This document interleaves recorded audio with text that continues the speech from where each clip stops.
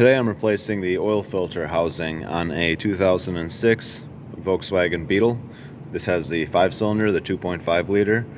Kind of the same setup that you'll see in a Jetta or a Volkswagen Rabbit.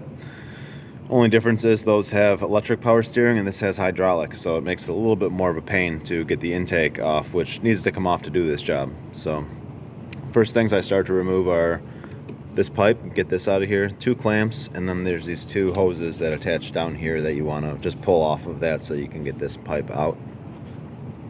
After that, you just pull the 4 bolts that hold the throttle body onto the intake. Use a T30 Torx bit and unplug the throttle, and then you can swing this out of the way, still leaving the purge valve and the line attached. You can just unplug it here, pull the purge valve up off the intake, swing this whole thing with the throttle just out of the way. So I'm going to start doing that now. Just a quick tip: when you're pulling a plastic hose like this off that has these spring clamps, try to slide them towards the harder of the 2 objects. This plastic pipe here, if you leave that clamp on it for however long the job takes, it actually can take the end of this and distort it and start pulling down on it pretty hard. These keep constant tension. That's the advantage of these over the screw style clamp. You know, they continuously pull no matter what, so it'll actually distort the plastic tube. So, you know, I see that all the time where, you know, a car will come in when these things will just be smashed down and it won't even be attached anymore, you know, and it's probably because of this, and they just gave up after it wouldn't fit back on the pipe, you know. So yeah, put it on the hard side. Now pulling the throttle off here. All right, with that out of the way, you're gonna want to start unplugging your fuel injectors. Be careful with these; they get pretty brittle. Just when you push in the tabs, try not to break any of the release tabs on the injector. I'm saying when you push these in, these things they get brittle, so they can break. Pull that off. Pull the cam position sensor on the intake cam. Pull that off, and you can just pull this away from the fuel rail, and then you have to get to these two screws right there. You can see underneath the line, right where my hand is going here, down here. There's 2 triple square fasteners. Let me get my light, I'm sorry. Yeah, there they are, right there. Get to those with something like this, maybe a 4-inch extension, the triple square at the end, and you know, don't drop them. It can go in the drive belt. It's kind of a bad spot to fall. And pull those screws out, and then you can take this whole steel rail and get a flat blade screwdriver in here or a little pry bar and just pull towards the passenger side, and it'll pull right out of this the casting here for the cylinder head, and you can lift that up with the harness and move that out of the way. So I'm gonna do that now.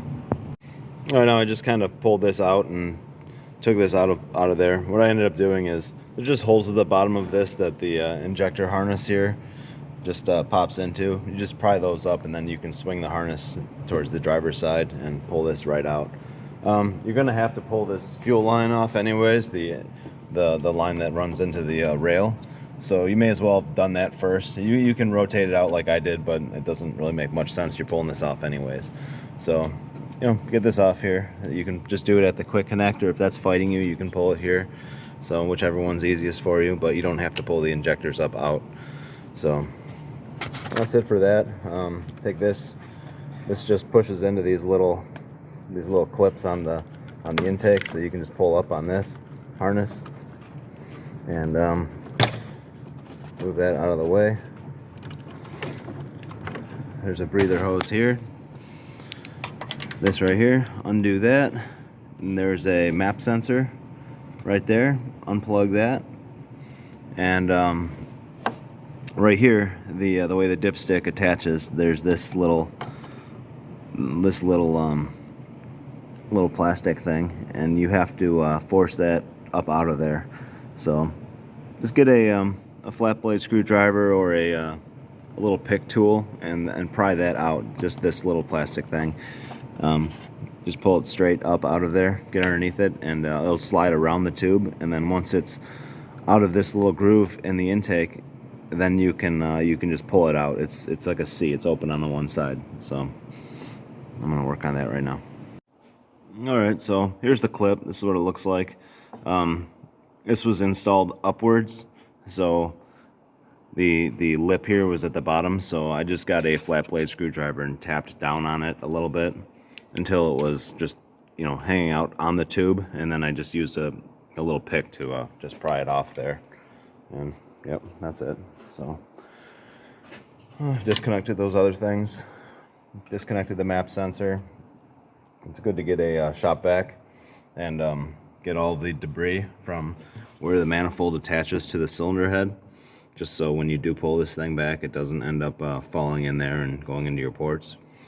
So I'll do that in a little bit, but next I'm going to get up underneath the car. So alright, this is kind of a bad example of this job, because the bracket that usually goes to the bottom of the intake way up there is missing. So you can see right by the dipstick tube, just to the left of the dipstick tube, between the plug on the back of the alternator and that, there's a bung, a threaded brass, you know, little riv nut. There's supposed to be a bracket that attaches there with some mounts. So normally you pull that screw off there, then another one right there with a long extension from the bottom, and just those two allow you to you know, then it's no longer mounted. So this is what I'm trying to get to, this whole filter housing assembly. This was a convertible, so the belly pan is it's a nightmare to get off sometimes. The bolts that attach it, just, you know, they use 4 different kinds of fasteners, and they're all, you know, real rusty, and they spin, and it's not pretty. But whatever the case, most of the other models will be easier, a Jetta or a Rabbit. They just have the regular little Torx screws that you pull off there. This is just the worst. So I'm going to lower it back down again and start pulling the intake manifold screws off. Alright, now you have to get all the little Allen screws off that go to the cylinder head. Just a quick note, when you're doing this job, don't try to replace the gasket on the oil filter housing. Just replace the whole housing. You know, you're going to want to replace the gasket because it's $2 and the housing is a couple hundred, but it's not worth doing the job twice. And it's going to leak. They're plastic housings, and they distort after so many heat cycles, and it's just it's too big of a gamble to try to stick a gasket on it unless you really like tinkering. So this is just a cheap bit set. It's the only thing that actually fits in there real well. You can go, obviously all the bolts are easy to get to basically, except for this one through here. So you're gonna push this through the hole. You can't even see it, but one of the screws is inside here. So take this bit and put a piece of paper in there, or butyl, or whatever you want to make sure the bit doesn't fall out of the little socket, and that's it. The rest of them are straightforward. You can see all the rest of the fasteners. So I'm gonna pull all those out. All right, with all those screws off, you can pull it off this way. Just push this dipstick a little bit towards the front of the car, and then start lifting on the back of it. You want to lift the back of this thing up like this, and just kind of go easy, and just pull this whole thing out like this. So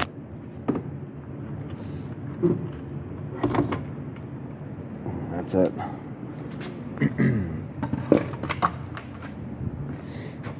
Well, this is what we're trying to get to. Here's the oil filter housing. You can see it's leaky. So the way they made it is you have to pull the oil cooler off, because there's kind of a screw hiding on the oil cooler underneath it. So pretty much get the oil cooler out of the way. There's four screws that attach that. Easiest thing to do is put a bucket underneath the car and pull this thermostat cover off. Just these two T30 Torx bits, and then you can take this and just swing it up out of the way. Alright, now with that that thermostat cover pushed up out of the way. You're gonna want to order an O-ring for it. It's just a thin little O-ring that goes around that and just goes into a groove. You're gonna want to pull this this little breather hose, a little crankcase breather hose off of the this housing. Just 4 barbs. Get a little pick, pry each one off carefully, and keep a little bit of tension on it. Unplug this oil pressure sensor. Now is a good time just to unscrew it. You know, just get it out of there. That gives you better access to the screw that's right underneath it. Here's the new one. It's good to look at that just for reference, because 2 of the screws are kind of harder to see. They're kind of recessed. So this one, and this one, all the silver bungs here, that's where the screws are. The gold ones here are where the oil cooler attaches. You could leave the oil cooler attached and just pull the coolant line, you know, off of it. But I'm gonna try to do it that way this time. The other 5 cylinders in the Jettas are a little bit different the way the cooler works, and you have to remove it. It makes it a lot easier. But this one, I'm gonna try to leave this in place, pull all these triple squares, pull this breather hose, pull the oil pressure sender off, and that's it. You do pretty much the 4 of them from the top here, and then this one just at the bottom. So I'm gonna work on those now. All right, now I have all those screws out.